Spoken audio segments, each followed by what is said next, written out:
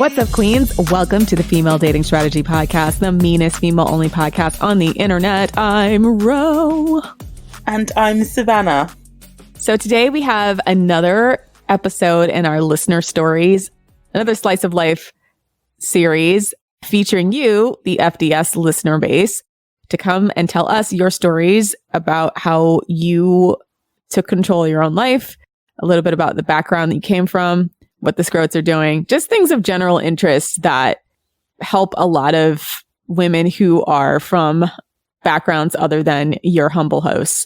So we kind of wanted to engage this series. It seems to be getting a lot of good feedback lately. So our guest today is Naomi. Say hello, Naomi. Hi, everyone. I'm Naomi. Naomi, do you want to introduce yourself and your background? Sure. I am from Southeast Asia. I'm not going to specify which country. Currently, I've been in Japan for the past decade more. And I used to be dabbling for a while in sex work for reasons that I will be talking about today. And I'm also going to speak about how I got out and basically what happens after that and what happens after I basically come about with FDS. Thank you so much for coming on the show, Naomi. When we did our discovery call a while ago, I was just really, really excited for you to share your story. Thank you. Because it was a very unique story, and I also think it is something that our listeners will benefit a lot from hearing about. So I guess to start with, can you tell us a bit more about your background? So I guess your cultural context of, where you grew up, if you grew up with any religion, and give us like the lowdown on the scrotery from wherever you're from. Your flavor of scrotery. No problem. So actually I grew up in a Muslim household. Like my parents are both medical professionals. So I was very, very careful about dating and sex, mostly because the reasons I just said previously. I came from a very religious background. And my parents are both medical professionals, but also it is because of that reason, it is very, very strict background from regarding sexual health, regarding even just protection. Like it's really hard to get a condom, even back home, because you get prosecuted if you are not a married person. Wow. So even back home, I thought, okay, well, it's not worth it. I'm not doing that, right? Basically, yeah, like I said, it's really, really hard to just date like a normal person back home because there are the many, many restrictions. So I never really bothered. But also because I grew up religious, it's a lot of taboo of like sex and like dating in the more like Western sense. And so when I moved to Japan 10 years ago, I also thought that, you know what, I'm not going to change, right? Even though actually growing up, even though I grew up in a very religious household, I'm never actually religious myself. I'm always quite the unbeliever. But in order for me to basically please my parents and my family, I try to basically put a front that, oh, you know what, I believe in it. I'm actually a religious person. I pray and I go to the mosque and etc., etc. But I don't really believe at all. And so again, when I moved here, I thought, okay, I'm going to continue what I've been doing and I'll try my best to stay with my religious values growing up. And that worked for a little bit, but that's also about the same time that I discovered about basically feminism, but like not the radical sense. Third wave feminism? Exactly. That's what I'm trying to say. Sorry. Yeah. That's when I discovered third wave feminism, and I actually didn't even know that it's what third wave feminism is. I just kind of discovered that concept online like everybody else my age during that time, mostly through Tumblr or Twitter, etc. And that's when I discovered that concept. And I thought that's such a new thing for me because back home, I mean, sure, there's a concept of it, but I was never really exposed to it. And this is all very new and very, very exciting for me because the concept of being able to be equal to men or like having the same rights, the same views sexually with men is something that I never really thought about. I always thought that I was weird growing up because how do I say this? Because I'm quite a open person sexually anyway, but never really had the chance to really express it because of, basically the rules and regulations back home. Anyway, as I grew up and I basically was exposed to this new wave or third wave feminism and so on, that's also about the same time where, like the entire sex work is work, right? And all that kind of jargons are start flying about. At first, I thought like, oh, okay, that's interesting because I never really thought about that. Because back home, like sex work is obviously very, very taboo. It's not something that I would even think about doing or think about as in a respectable position or career to be seen. And that kind of goes a while for maybe a couple or so years. And that's also about the same time where I started really living my life here in Japan. And in Japan, I struggled a lot with, first of all, being suddenly alone on my own. After my entire life, up until my teenage years, I'm always at home. I was very, very sheltered. Suddenly I'm alone in a different country. I can practically do whatever I want. And it was very difficult for me to basically keep myself from not doing stuff that I've always wanted to do. And for a while I succeeded, right? But then come to about maybe 2-3 years after I moved here in Tokyo, I actually but I actually had the need to think about how I would be able to survive here because my father actually got sick. He got really ill and basically all of the income, all of the money that he and my mom sent to me every month basically cut in, I don't know, maybe more than half. Well, I'm not here with a scholarship or anything like that. It was all paid by both of my parents. My dad has the tendency to abuse me financially and would, whenever we have for example, we have an argument or anything of sorts and he doesn't like my tone or he doesn't like what I said and he's like, all right, I'm not going to send you money for a couple months, or he will block me from every platform, which is a bit insane. But this one time he actually got sick and he couldn't send money and my mom has to basically take care of him and pay for his medical needs, etc. And so I was the only person. I was obviously couldn't get enough money to get by. And my first thought was, okay, you know what? Maybe I should go back to Indonesia for a little bit, until things calm down and I can always, continue my studies elsewhere. Is that, oh, you know what? I need to start, doing sex work because I want to stay here. And also because the normal jobs that I take here, as waitressing or whatever else pays very, very little. It's kind of like an extreme jump from one to the other. But at the time I was in a very, very dire situation. And I tried to justify it in my head that, hey, you know what? Like I need to survive. I have to do this. And maybe there's some truth to that. But I think it doesn't have to be that extreme. I didn't have to think that way had I not been exposed to the thought processes that I've been exposed to online. That, here's the way out for you to get a lot of money. It's like by doing sex work. Because I feel like if I was not exposed to that, that was not going to be the first thing that I thought about. And so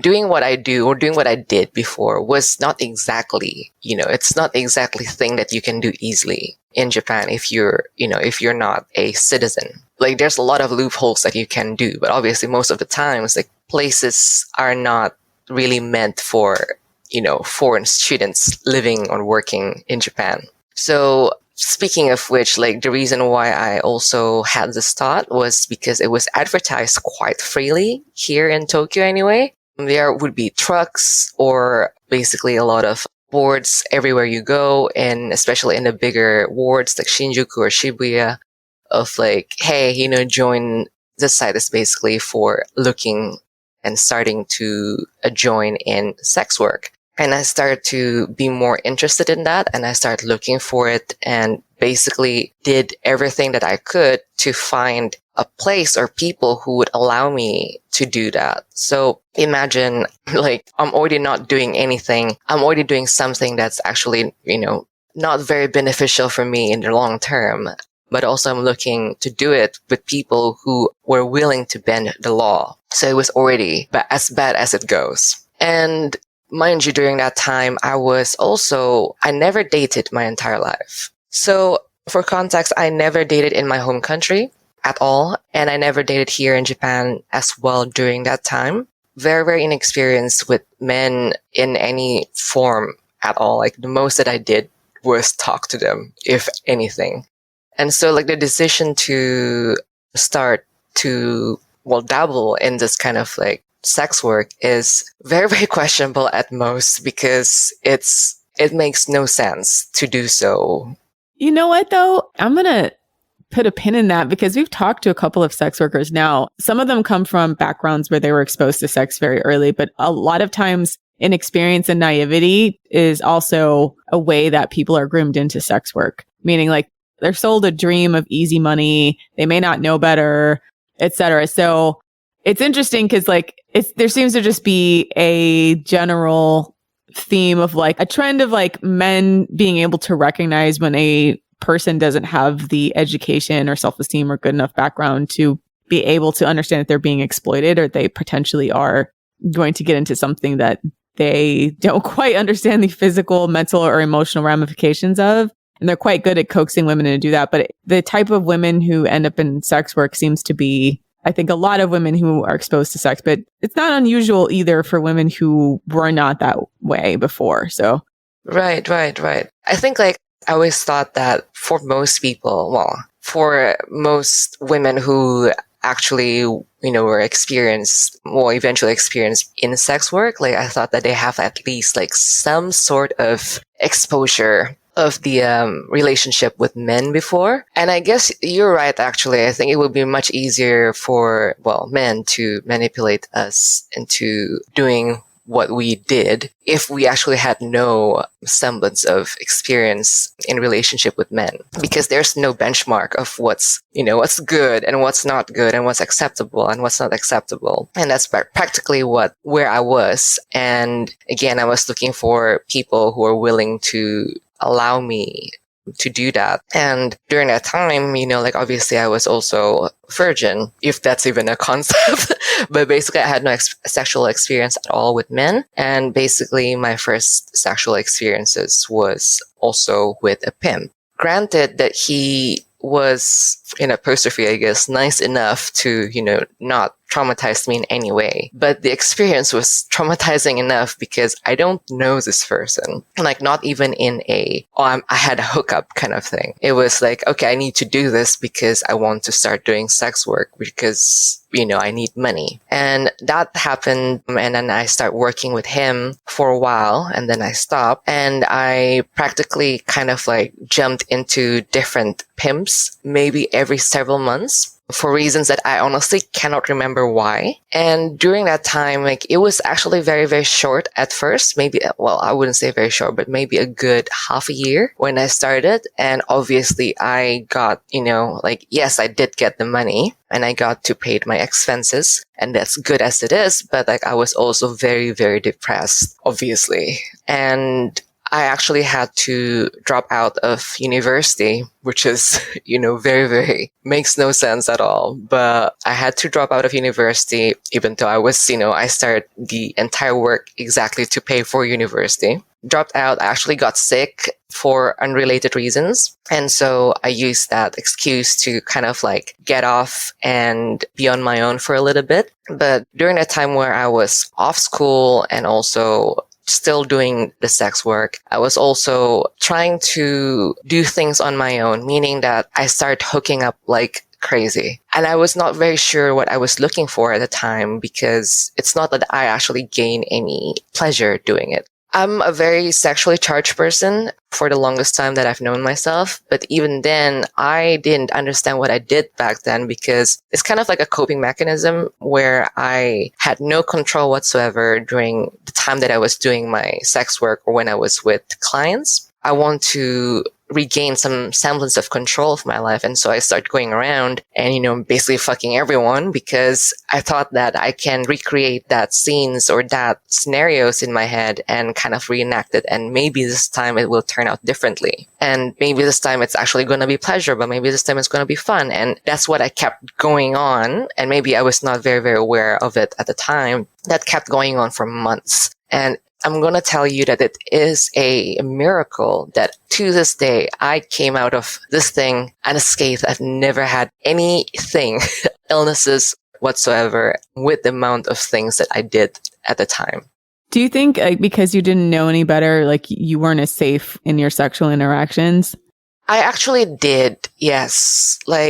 Well, yes and no. I definitely was careful and not careful at the same time. I'm careful with the protection and all that. But sometimes, because you're young and also stupid, you don't. And not that it happens often, but considering that this is Japan and they're really, really terrible with their STD testing here, it is actually still quite amazing the fact that I actually never had anything. But then again, yes, I started in for about half a year, got out for a little bit.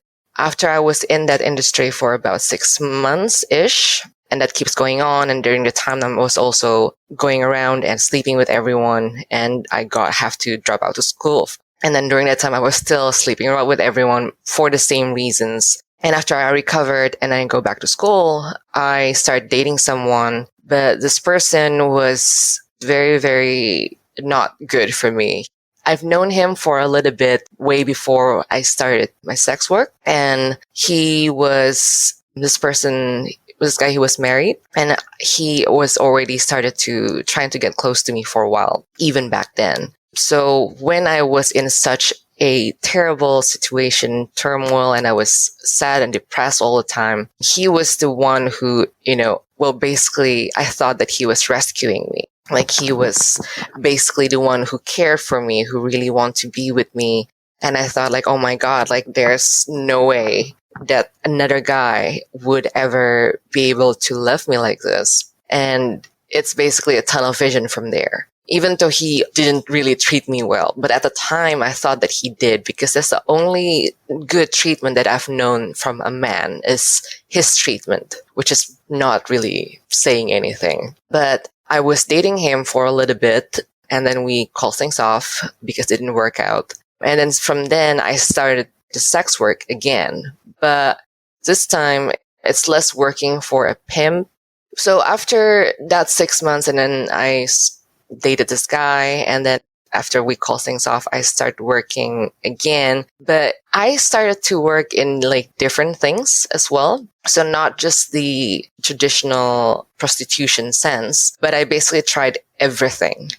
Pretty much almost everything under the sun at this point, at least like in Japan. Like in Japan, there are like many genres of sex work. It's not just the prostitution sense. And by the way, here in Japan, prostitution is, I would like to say legal, but you cannot do penetration, legally speaking anyway. So there are a lot of things that you can do. For example, you can have a call girl, call to the hotel or your place or whatever else. And actually, legally speaking, you're not allowed to do any penetration with her. Whether they do or do not, that's obviously a completely different topic. But legally speaking, you're not allowed to. The only place that you're allowed to do penetration is what we call soapland. And that's where basically men goes there and then women just wash their body. It's called soapland for a reason. And you can basically have sex. And that's the only place that you are allowed to do penetration. Other things, like herusu, they call it that. It's called basically health. And that's basically what they call prostitutes. You cannot. And also like massages, etc. Legally speaking, you are not allowed to. You can probably give like a hand job or a blow job at most. But anything else is out of the question. But obviously behind the scenes, these women or these girls, they are also pressured to do so by their clients. And so it's not like they have much choice to begin with if they want to get paid. So there's a lot of coercion, basically, and trafficking going on. Yes, it is a lot of coercion. Yes. I cannot say much of how it works in different countries because obviously I've never been there. But at least in here, it's kind of like optional, but if you don't do it, then you don't get clients, then your pay doesn't go as high as you want it to be, etc. And back then I tried other things as well because why not? Might as well. So I tried, working in more massage places. And that was actually, I'd like to say, very, very traumatizing as well, because even though, I was not expected to do really anything, but the coercion from the clients was so severe. It was actually a very short period, but very, very traumatizing short period of my life. working there due to the immense coercion. And so I stopped working there after maybe 3-4 months. And I start doing something else. I can list the things that I did, but it's going to be too long. But practically speaking, I did the entire hostessing. Well, hostessing is not even, it doesn't really classify as a sexual sex work. Hostessing in Japan is basically where you go to these, we call it here like kyabakura or cabarets actually, but it's not actual cabarets. It's basically just like one of those hostess clubs where you come in as a man and then you come in and you pick all these girls to drink with you, and you basically pay an insane amount of money to do so. And the reason why it is considered sex work here in Japan is because like most of the time, these clients will, in order for you to keep a client to keep coming to your shop, like these hostesses, they practically have to, coax you with like, hey, we can go on a date. We can, you can sleep with me if you come to the shop. Obviously, it doesn't always happen, but that's kind of like the expectation. I've worked in those places as well. Not for a very long time, but I did. And also places like, let's see, like the only thing that I don't do was I don't do anything with actual videotape porn or anything with a, basically videotaping, like no video, I think what they call here, like cam girls. I do not do that at all because I felt like once you do that, it's over. It's going to stay in the internet forever and there's no way back. The things that I did back then, honestly, there's still no way back either, but it is easier for me to get out with my name clean rather than having something left on the internet. And I think that that's the reason why, like, I was never really into like the entire, like porn or OnlyFans, etc. because I felt like you cannot get out of there. It's just going to stay there forever and it's going to haunt you forever. And I still think so as well to this day. And for a while after I did all that, I started to kind of, in a way, level up and stop doing the entire like small gigs, if you can call it that. And I started to actually join this woman where we are only going for the high paying clienteles. And for a good while, I was earning a lot of money. And that was also the same time that I also had like a sugar daddy or 2 or 3. And yeah, I started to get paid a lot more money. And this is during the time where I actually don't even need the money anymore because my mom and my dad started to be able to to send me money in a okay amount that I can survive off. But because I'm already so too deep into this, and I thought, it's too late for me to basically quit now because I'm so used to it and I'm enjoying the amount of money that I'm earning. Finally, I thought there's no way I want to quit this now. And so I kind of stayed there for a while. Not until I basically got severely assaulted by a client. And this is why the entire if you're a sugar baby, you can pick your client. You don't have to be with everyone. But it is also not a good indicator of for sure, every single guy will be nice and will be very gentlemanly with you because that is completely untrue. And I think obviously you know this, but a lot of women still have this understanding in their head that if I do sugar babying, then I can pick my client and I can pick my sugar daddy and it's going to be fine and dandy and, it's going to be very safe. But I did that. And for someone who's already quite experienced at the time, I still picked the wrong clients. And to the last of it, I think the end of 2018 or early 2019 is where I got assaulted so badly, I couldn't walk for 3 days. Oh my gosh. Yes, it was terrible. It was really, really terrible. I had tears and bruises and I couldn't talk because my throat was so fucked. And after that, I couldn't do shit for 3 days. And I thought, this is not worth the money anymore. And I cannot keep doing this. I hate myself. I hated myself. I really was not happy at all. During the time that I was earning this amount of money, I was also addicted to plastic surgeries. Oh, wow. Okay. Yes. Yeah. Because growing up, this is for context, growing up, I was never really, a beautiful girl. At least not back home, I was not considered one. And so like when I was already like addicted, I would say, but like I was already very, very keen on like, I need to change myself. I need to change how I look. I need to change everything. I don't want any semblance of my old self growing up. And so when I finally had the funds to do so, I was like, yeah, I'm going to do everything. Well, not everything, but I'm going to do the things that I wanted to do. And I so kept changing how I look. Not that I completely like look completely different than how I used to look like those really plastic looking girls. Not that there's nothing wrong with that, but like that's not where I went to. But still, I was addicted to it. Like it was consuming my day-to-day basis because I really didn't want to look like my old self. And so, like I kept being in the industry because it pays well enough for me to do whatever I want, whenever I want. And I had the ability to also purchase things that I obviously cannot purchase with my allowance. Funnily enough, these are the things that I've purchased, like branded bags or clothes. I never actually even get to wear them because I was so afraid that people will notice that why are you a student from, a student living in Tokyo with a bunch of branded bags, all right? Like people will notice that and I don't want that. And so I bought them and I just stashed them away and I never actually get to wear them, which is sad. But yes, with the plastic surgery part, that actually was still going on for a while at the time. And so I was thinking really hard, like, okay, do I really want to quit? But after 3 days of not being able to walk and being in pain, I was like, yeah, this is not worth it. And then I quit. I just quit completely. And it was so difficult after quitting because I don't know anything else in accordance to like relationship with men, right? Like I'm so used to things to be very, very transactional. I'm used to the things that are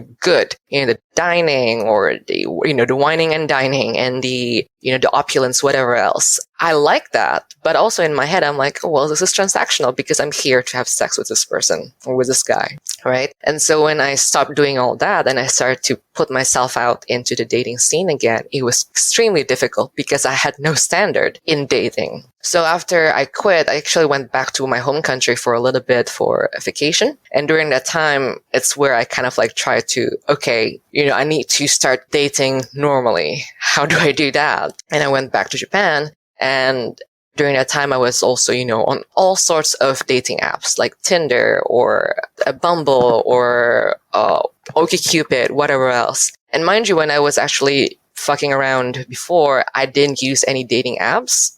I mean, I did, but it's actually not the international kind. It's more like the Japanese kind of like dating apps. So it's completely different. And so I started dating or meeting guys, and I got immediately like basically fell in love, basically just fell into guys very, very easily because I had this image in my head like I want to date normally, like a normal girl, right? And whenever a guy gave me like basically treat me kindly or with some semblance of respect, or give me attention or like give me affection, which was huge for me or which is huge for me still.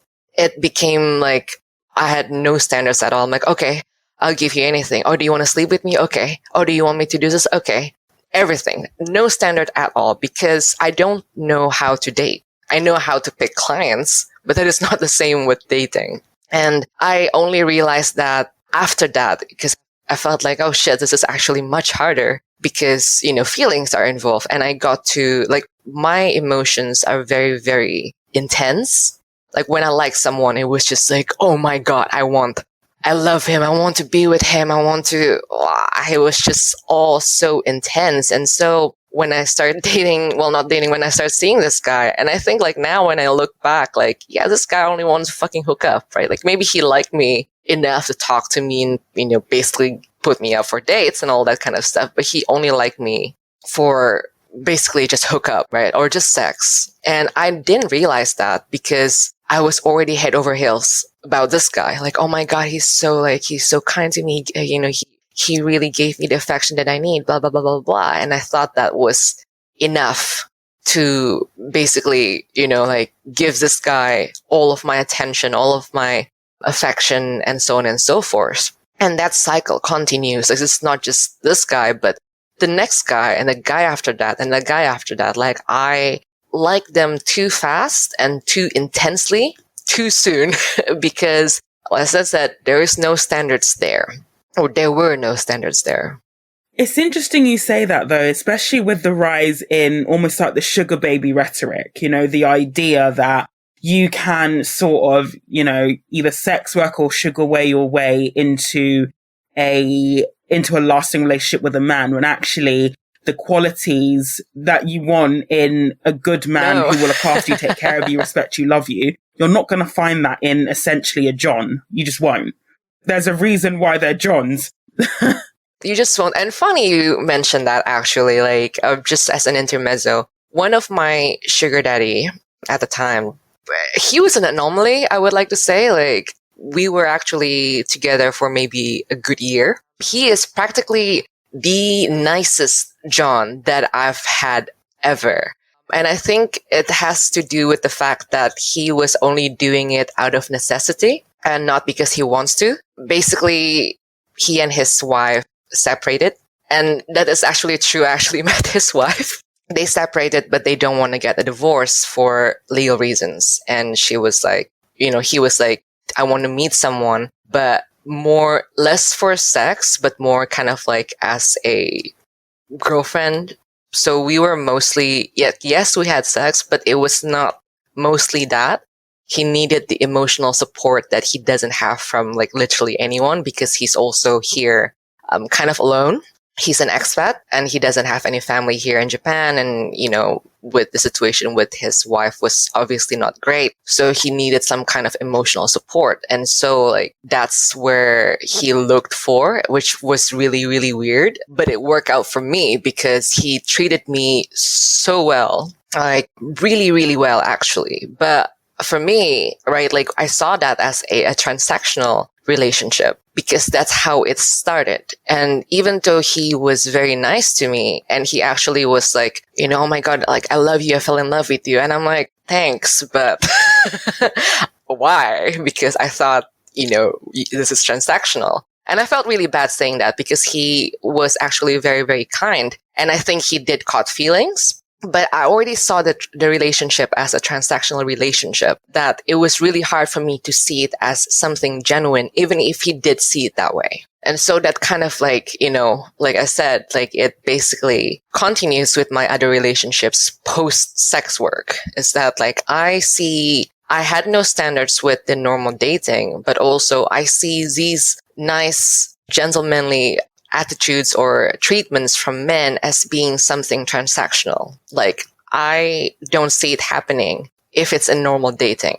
And that's also why when I went out with these guys, I started to like, oh, I have to pay for date as well. Oh yeah, he can go back to my place and I don't ever have to come to his place at all. Oh yeah, we don't have to go to a nice hotel. Oh, we don't have to go to a nice restaurant because I'm used to that in a different context. If it was work, if it was me with my clients, I mean, yes, I expect it to be really nice hotels. I expect it to be really nice restaurants. I expected the gifts, etc., because it was with a client. I expected that.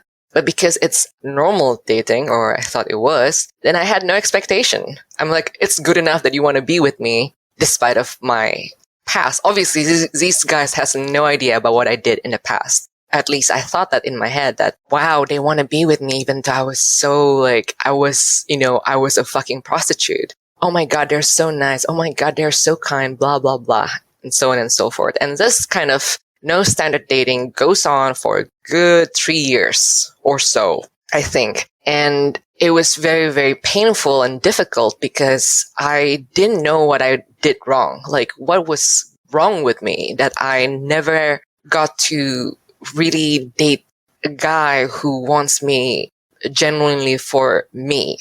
And I always thought like, oh, it's because I'm too sexual. And it makes no sense because like, isn't that what you want? And then also, oh, it's because I always thought that I'm a side chick material, right? Like, because I'm used to that. I'm used to being with married men. And even when I was fucking around, it's always with married men. And that's what I'm used to.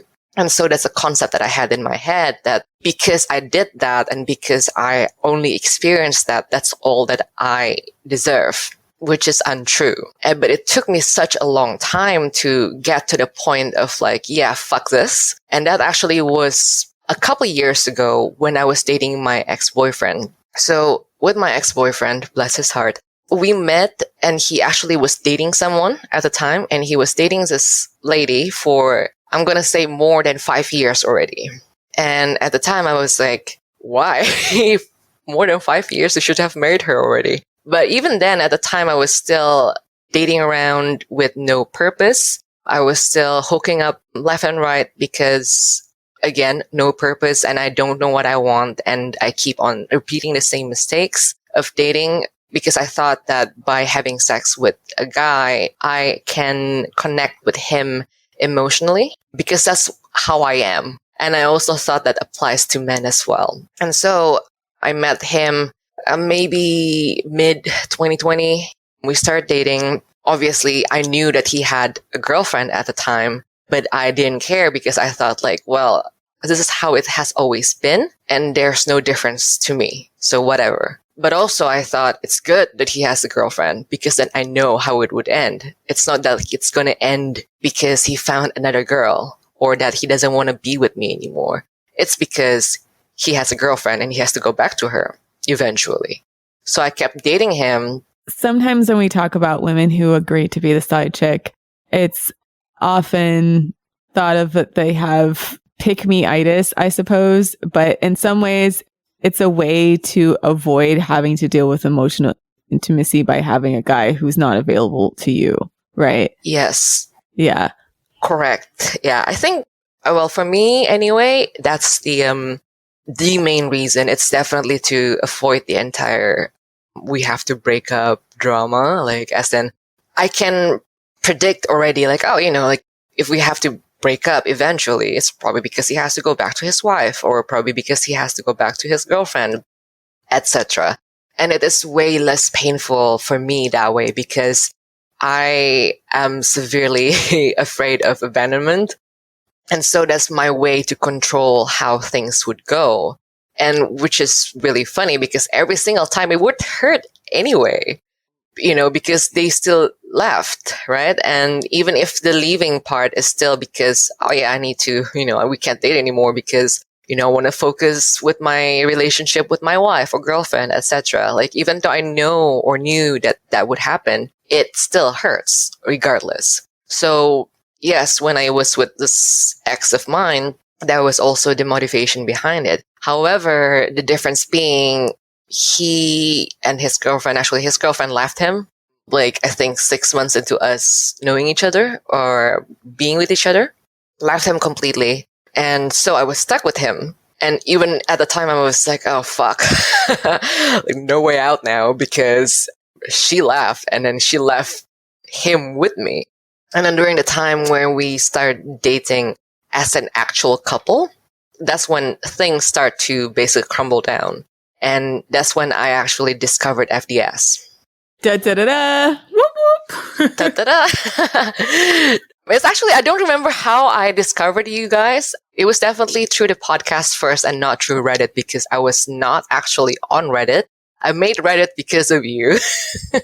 So that's something. That's saying something. I'm sorry, by the way, for leading you into the den of iniquity. No problem. But anyway, like I finally, during the time, I think it was early 2021, I discovered you guys. I'm not sure from where. I'm trying to think now, but like I definitely listened to the podcast first. And during the time, I was in the position where I know something is wrong. I mean, obviously, right? I know something is wrong. I know that this doesn't sit well with me. Like the entire relationship doesn't sit well with me. Not just because that he was obviously dating someone and then cheated on her to be with me. He was a serial cheater, true and true. Like the bad case of pick-me-itis or anything like that. It was really, really bad because when I knew that he was, cheating on his ex-girlfriend to be with me, I was like, oh my God, I'm so special that he wants to be with me. And then that kind of goes on. Even when I knew that he was cheating on her with multiple women before me, like a lot. And the only reason that, that this sticks out is because like I had too much time at the time because I was still unemployed post my graduation. And so we shared a lot of time together and we basically, became really, really close. But this guy, like he obviously was not a good person, right? Like not a good partner, not a good boyfriend because duh. And made worse that this guy is a 50-50 scrote.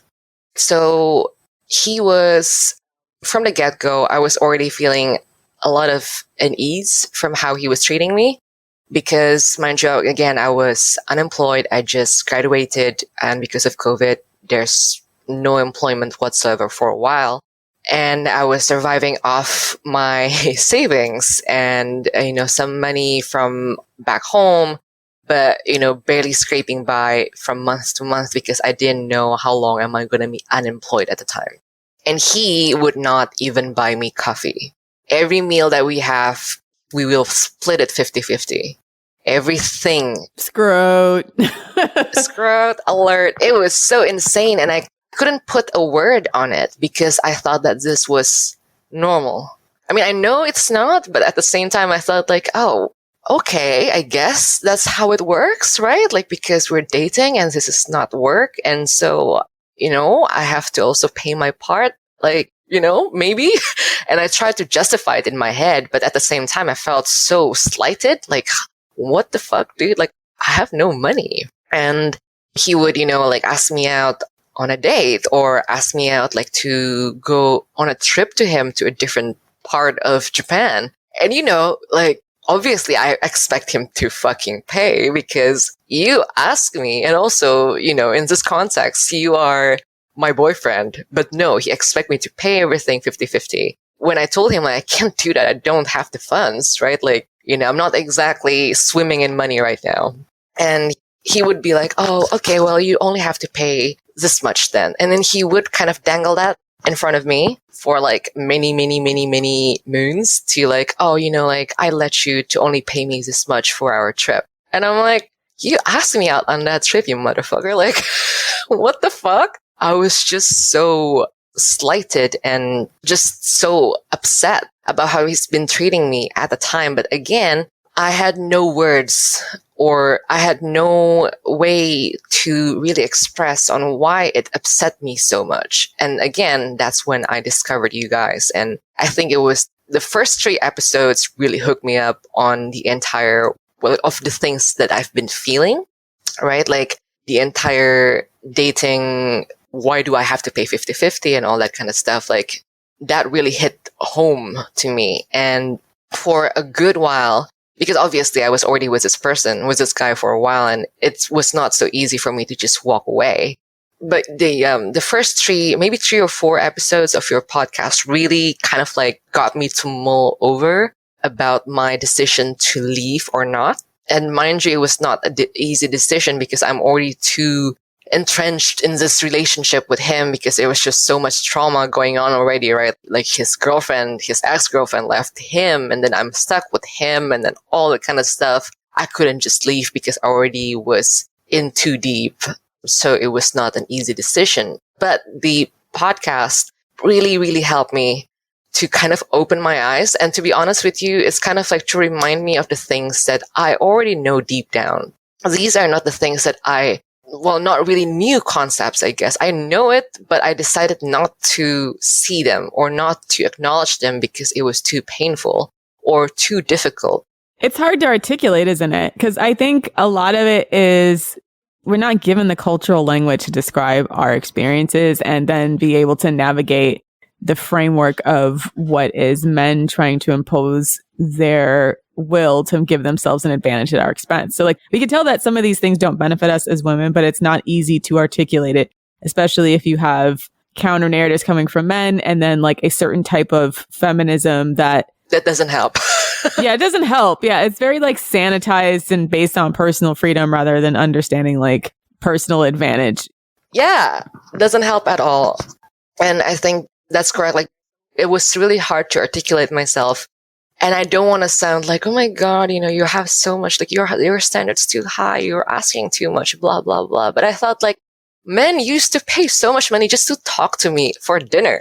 And I am now with a guy who wants me to pay 250 yen half for coffee? Are you fucking kidding me? Like, obviously I would, put it against that, but like just in general, like, why do I have to do this? Like, my existence itself is a fucking gift. Like, you should be so grateful that I even want to be with you. But it took me such a long time to get there because, well, like you said, it was so hard to articulate myself. And so after months of mulling myself over about this, I eventually walked away. And it was not easy at all. Because yes, I care a lot about him. Like, that's the reason why I was with him in the first place. And I think like any breakups in general, it's not an easy thing to do. And so we broke up and then we kind of got back together for like months and it obviously didn't work out. And then we finally like just broke it off for good. But that was like, I think being with him and at the same time discovering FDS was, I think, the point in life where I really thought like, okay, that's it. I'm not going to do this anymore. I'm not going to date this way anymore. Things have to change because I know now that, before I used to be like, oh my God, what's wrong with me? Why I'm always the side chick, I'm never this and all that. But that's because of me. I do that. I did that to myself. As in like, I made the conscious choices to be that, to do that. And if I don't change, then nothing will change. And so like from around that time and mainly from last year, I think early last year is when I really did a lot of self-work. A lot of other things were happening as well at the same time. Like I was like facing unemployment early last year because my company was just like really, really terrible at the time. And I have to go back home for a bit and so on and so forth. But during that time, I was really thinking on how I can level up in different ways, different parts of my life, the things that I can control. And for example, like really bad, but like, for example, of how I dress or how I talk, how I basically show myself to people. Because I always thought that how I look or how I dress will definitely impact how I feel as well. And for the longest time when I was with my ex-boyfriend, I actually stopped dressing and looking good because he would always be like, oh, like, why do you need to dress? Why do you need to dress up? Why do you need to look like good like that? Who are you meeting? Etc., etc., etc. And so like I stopped putting any effort on how I look, like completely, and just starting to like look like a bum for 24/7 when I was with him. And then when I was out, I was like, I'm done doing this. I want to level up. I want to look good. I want to have a good job. I want to date someone who actually is good for me, appreciates me, loves me, and takes care of me. Well, from early on, I started to do a lot of work towards that goal. And it's been a very, very slow process. But now I'm working a very good job. I would like to say so myself. I'm in a very, very stable relationship right now with someone who is amazing. And I actually met him during my level up journey last year. And I feel like it's a reflection of if I put the work on myself, then someone who is worthy of that will see that. Because before, like I felt that I kept being in these terrible relationships with men who only treat me like meat, basically, or like fucking side chick or whatever. It was partly because I allowed them to do so. My lack of boundaries and my lack of standards basically let me be in that position in the first place. But once I actually put certain standards of myself, this is how I want to be treated. This is how I want to be loved. This is how I want to be in a relationship. This is how I want to be provided for by my boyfriend or by my husband, etc. Then these guys who used to be so attractive to me because reasons just stop being attractive at all because they don't do that for me. They never did and they won't. And so I don't see the attraction anymore. towards these men who used to treat me like shit. And I started to actually cultivate relationship with someone who is a complete 180 from the men that I used to date. And I'm not going to say that it was easy, because it was very, very difficult at first to recognize this. And it was even harder to kind of let myself go, in the sense that I don't have to be on guard so much anymore with this person, because he actually takes care of me well. And also that, yes, it was a very, very long road to go where I am at right now, but I'm glad that I did the work needed in order to be where I am currently today. So I wouldn't say that it's going to be as easy a journey like how I said it in, the past 1 hour.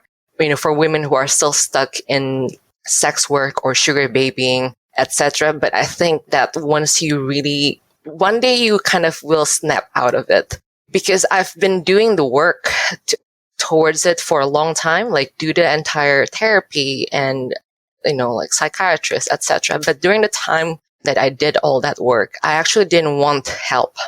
I don't want to be out. I don't want to be in a better relationship yet, because I was not ready. I felt like there's a phrase of, you can't help people who don't want to be helped. And that's actually applies to me during that time. Like, because all of my friends knew what I was doing, or the things that I was doing, how I dated, etc. And they could tell me, oh, Naomi, you can do this, you can do that. You should not do this, or you should not do that. And I may agree with them, but I don't do it, or I don't do the work because I am not ready and I don't want to be helped. I didn't want to be helped at all. But I think that to a certain degree, I would say at some point, it will be something that kind of like opens up your eyes to how bad things are. And I think that's, again, how it was with me when I quit sex work. And the second time was when I was with my ex, and then I discovered FDS. And I think those two moments, or those two events, are what really got me to the point of where I am right now. Wow. So thank you for your story. What a journey. It is a journey. It's been very long. I'm going to say I'm still a work in progress, but very, very happy I would like to say of where I am right now. I'm very, very proud of the changes that I've made to myself. I'm not going to say that like I am, oh my God, so much better right now, blah, but I have to say that I'm actually quite happy. I'm in a very good place right now. Can always be better, but improvement, etc. But in comparison to back then, I'm in a quite good position, I have to say. Definitely sounds like it. Well, we're proud of you. I mean, anytime we hear a story of women who have come from circumstances that just seem, like almost impossible to wrap your head around if you haven't been there yourself. Yeah. And to see that even in our little corner of the world that we're actually helping people and influencing people. Yeah. I'm so thankful for you guys, because seriously, like discovering FDS was like the point where it's like, oh, fuck, I need to get out.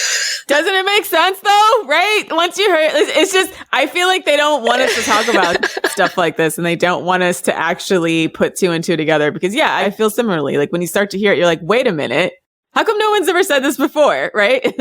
Yes. It's like, I remember like I was listening to you guys at the gym, and I was like, oh my God, I need to get the fuck out of here. Like, what am I doing?